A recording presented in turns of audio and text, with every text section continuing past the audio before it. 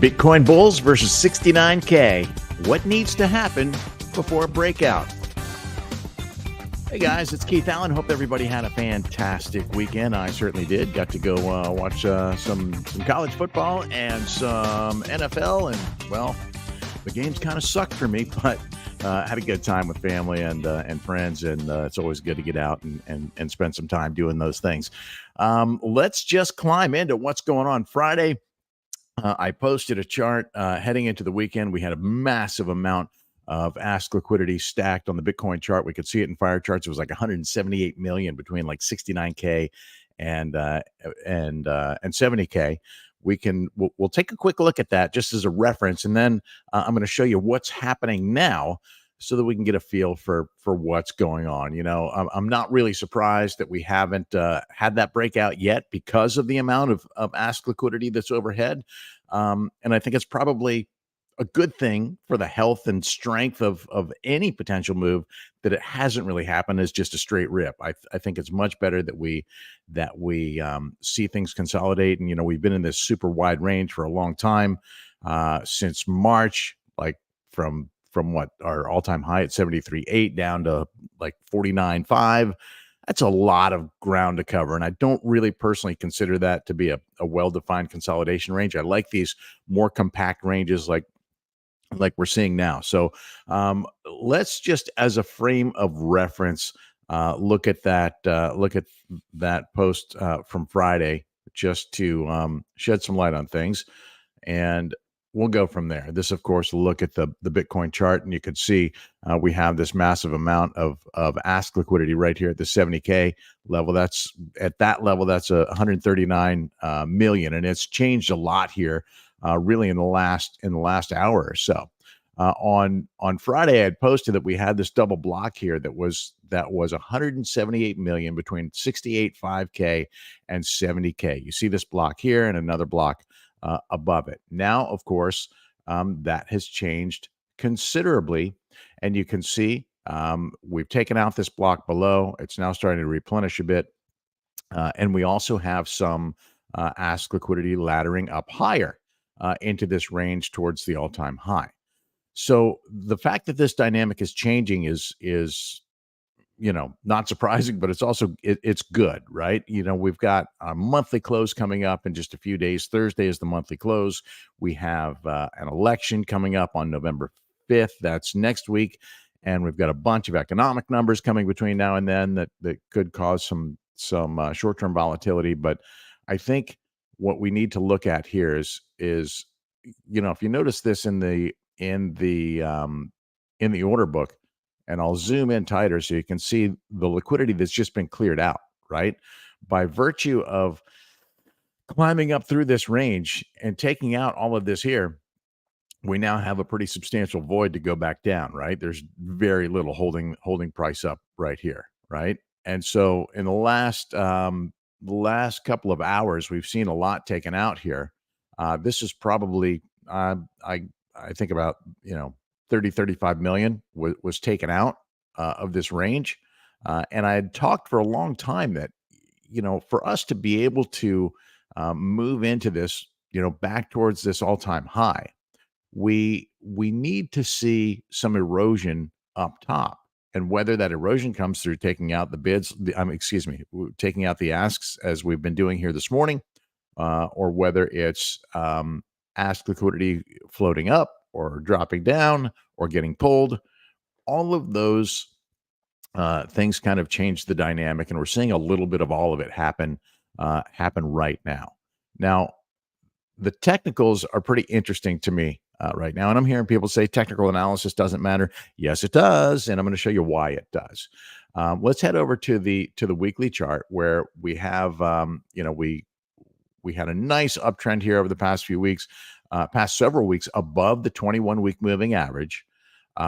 So this is actually last week our first full candle body, wicks and all. Not only was it above the 21-week moving average, it was above the 2021 mid-cycle top, which is 64,000, 900, just sub 65K.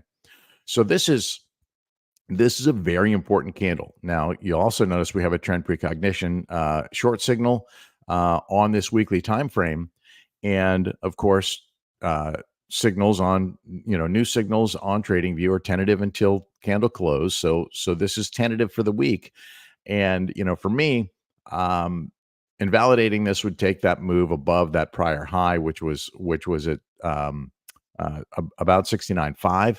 We just tested that, right? And this signal is still holding here. We just made it up to 69.2, and this signal's still holding at this stage. Obviously, a lot can change, but the fact that we are above this mid-cycle top, this is exactly what I've wanted to see. And I've been talking about this for a very, very long time. Uh, that better than being in this super wide range, like I alluded to at the top of the stream here, from being way up here, all the way down to here, that's just not a well-defined range for me. So I do like the fact that we're now going level by level. Before I go further, by the way, I just realized that I forgot to, and I'm going to clear this out so we can identify this a little bit easier. Just a reminder, if you like these streams, by the way, do me a favor, do yourself a favor, do us all a favor, and smash all the buttons, especially that subscribe button up above. It's a little bell up there on YouTube. Make sure you tick that one so that you never miss any of the live updates. And if you're following along on YouTube, you can join me. The live comments are open if you want to chime in, ask questions, share some insight. Love engaging with you guys. So by all means, keep them coming. I appreciate the support you guys have shown me and want to, hopefully we can continue that and grow this channel. Anyways, back to the business at hand here. We've got this series, right? We talked about just being in this monstrous range between almost 74,000 and 49K. And what I have wanted to see all along was a better defined range.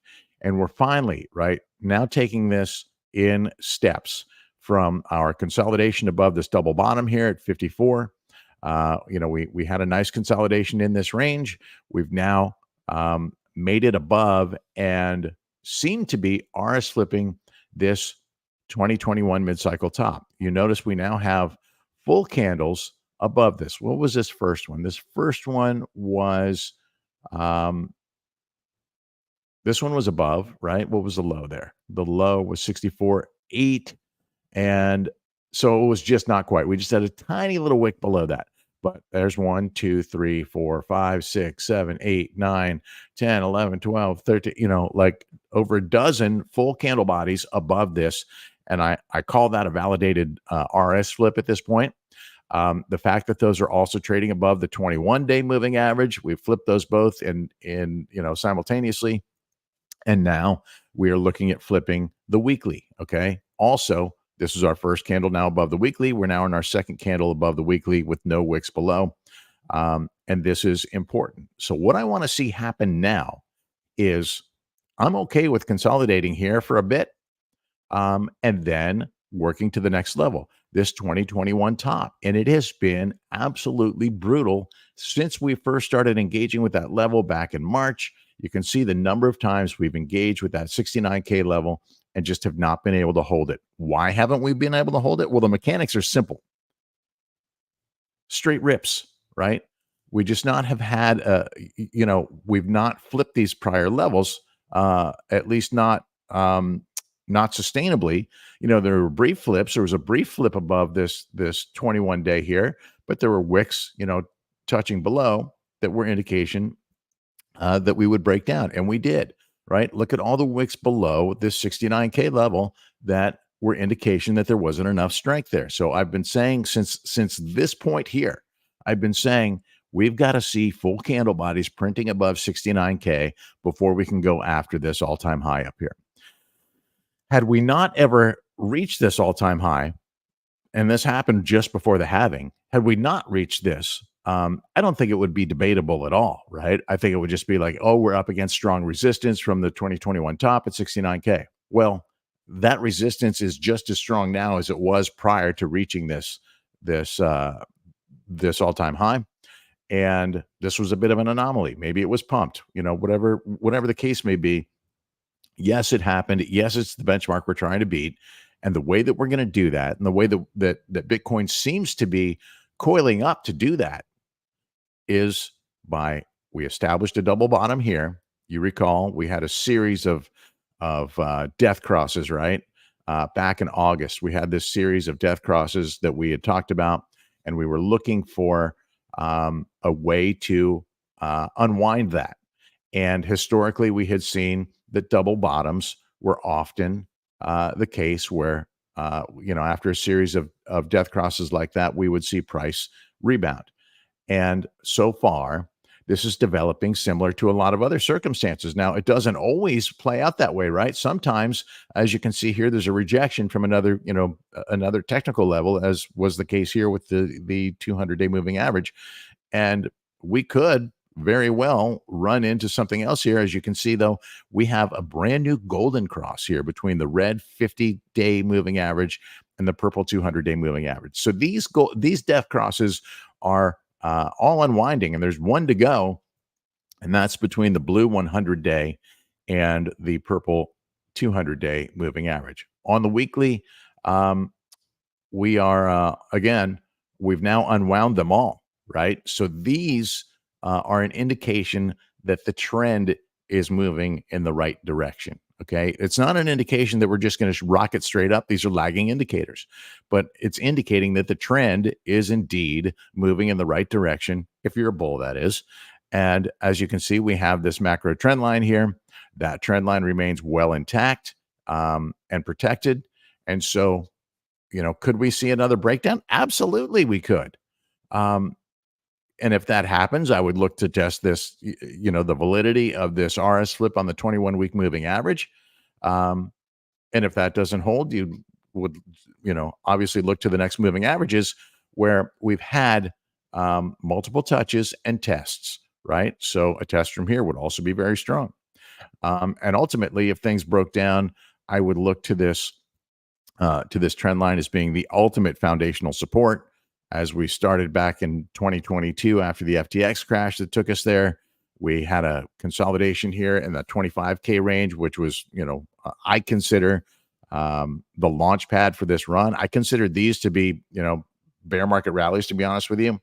And this to be the first legit consolidation that sent price on this run that we've seen through the better part of late 2023 and 2024. So now we're just waiting to get back to this level. And I think we've got obviously a few things that are on the horizon that we need to be mindful of. Crackdown is saying spot CVD is trending down, perp CVD going up, open interest increase 10%. Not looking good to me. Well, time frames matter. And there's obviously people capitalizing on the volatility and the open interest and the illiquidity in the order book. And again, as we illustrate that here, you could see that there's opportunity in either direction. And especially when you see liquidity clearing out this way. We know that this is just rock solid resistance in terms of both the amount of liquidity here and the technical resistance here at the 69K level. We know that we have really a void in liquidity that has just been cleared out, now above the 66.5 level, with secondary support down to 65K, and then obviously downward from there. So if assuming, and it's hard to assume in this game, but as we can see here, there's at least a short-term trend of higher lows, and that's exactly what we need to continue to watch, right? So as long as price is, number one, above this trend line, number two, creating a series of higher lows, we then get to the higher highs. So as we dig our way out of this hole that we've been in, this would be the first higher high off of here. This would be the second higher high off of here. And now Bitcoin needs to make these more significant higher highs, taking out this roughly 72K level before it can go to this all-time high. And for that to happen, I want to see some consolidation above the 69K level before we rip to that. And I think that's going to take um, more work in this area. And I'm fine if that happens. We've got this election coming up. We've got a monthly close coming up in a few days. So it's reasonable to think that we could see some action within this range, but maybe not break down from here, right? It's okay if we don't break out or break down and we just continue to trade in this range. That would be healthy for a little while. Um, we get past the monthly close, we look and see if we have any new signals on the monthly, and we're already coming off of one. You can see here with the A1 algo down here, we did have a long signal. I have the A2s turned off. Let's see if we have anything up here, right? So we could conceivably see a new signal coming in either direction, right? For this to get a new A1 signal down here off of trend precognition, we would need to see this orange A1 slope line revert back below this blue center line, the dash center line here. And that could certainly happen. Likewise, we could see another arrow form here moving into November, December. Any of these scenarios are possible, and that's what I'll be watching for as we get to the monthly close. We also have some significant economic data to pay attention to that could create some shorter term volatility. Tomorrow, we'll see some numbers that could move the needle. The Red Book is always interesting. Housing is interesting. JOLTS is certainly something that that Fed watchers are paying attention to. And then as we get into the latter part of the week, we have GDP numbers coming out, core PCE, and on Thursday, really big one with personal income and jobless data, more PCE data coming in the year over year, and the core PCE. These are critical numbers here. So all of this has the potential to move the needle. Also coming on the last day of the monthly close that evening, really could create some volatility, and that will be followed up by what comes through on Friday, which is probably a number that maybe carries even more weight than the jobless claims. It definitely carries more weight than the jobless claims, which are short term. It's going to be the unemployment numbers and the non-farm payroll numbers. So that's something that the market will be watching very, very closely on Friday. And of course, then we head into our last weekend prior to Election Day on Tuesday, and that's going to be a wild card. I think it's widely believed that if there's a Trump win, that the market is going to shoot up, and if there is a Harris win, that the market could pull back. Those are likely scenarios in the short term, but I would again maintain that regardless of who ends up winning this election, and there's probably going to be some chaos between Election Day and Inauguration Day in January, if considering the players in this game, and if 2020 was any indication, I think we can all probably safely speculate that it's going to get a little colorful around here. But as long as this trend is staying intact, I think that the long term, there's going to be some short term volatility around this election, but I think that the longer term trend that Bitcoin is just going to continue to do what it is already on path to do, regardless of who wins this election.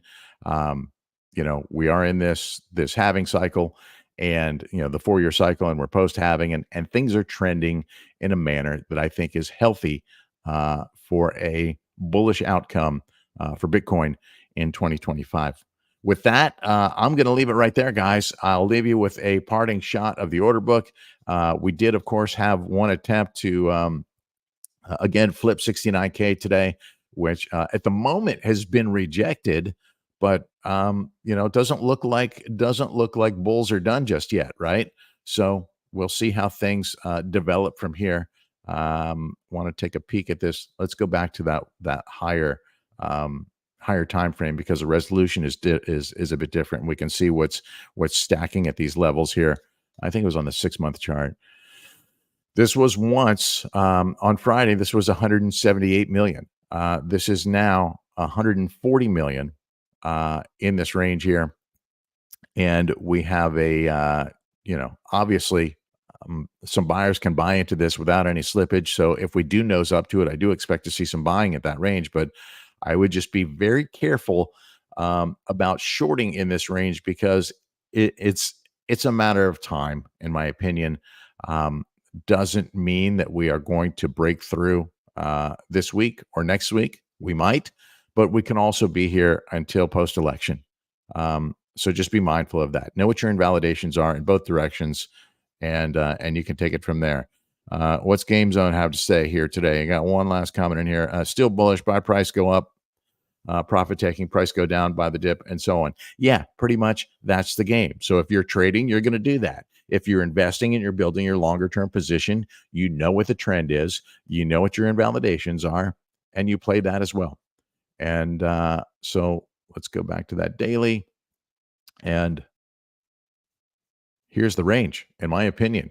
Mid-cycle top at 65K and 69, 70K.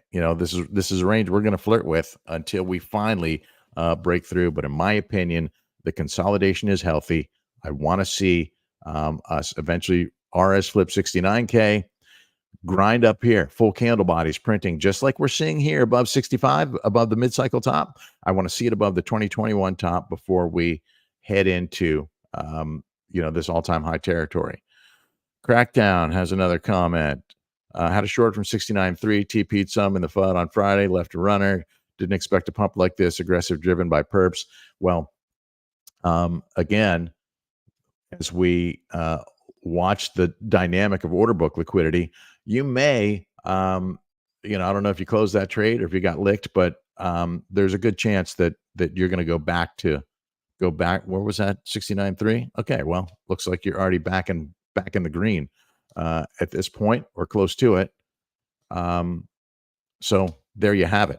You got to play those. You definitely have to play those shorts tight, I think, at this stage. You got to stop the break even. So no harm, no foul. Good enough.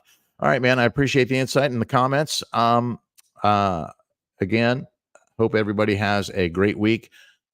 We've got lots to watch and lots to be thankful for at this stage in the game. And I think that we're going to see continuation in this range and hopefully an RS flip of this 69K level. Hey, maybe it happens before the end of the month. But I think it would be healthier if it happened after the monthly close or maybe right on that day. And then we see what comes next. But as always, the wicks below are the signs of weakness. So we want to see strength, just as we see here. Let's get an RS flip of 69K, and then we're in a position to go after all-time high territory. You guys have a fantastic week, and as always, trade safe, my friends.